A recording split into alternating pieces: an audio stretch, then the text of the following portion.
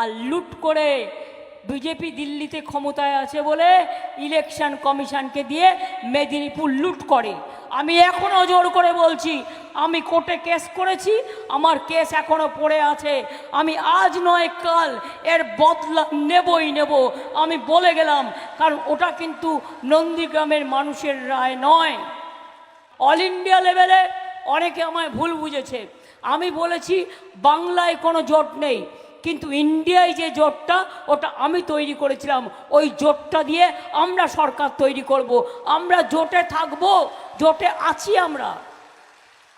এখানকার সিপিএম নেই, এখানকার কংগ্রেস নেই, কিন্তু অল ইন্ডিয়া লেভেলে ইন্ডিয়া জোট আমি তৈরি করেছিলাম এবং ইন্ডিয়া জোটে আমরা থাকব। ভুল বোঝাবুঝির ব্যাপার নেই। ইদানিং আমি লক্ষ্য করছি কোনো সংবাদ মাধ্যমে ভুলভাল খবর দেওয়া হচ্ছে, বিভ্রান্ত করা হচ্ছে। এটা ঠিক নয়।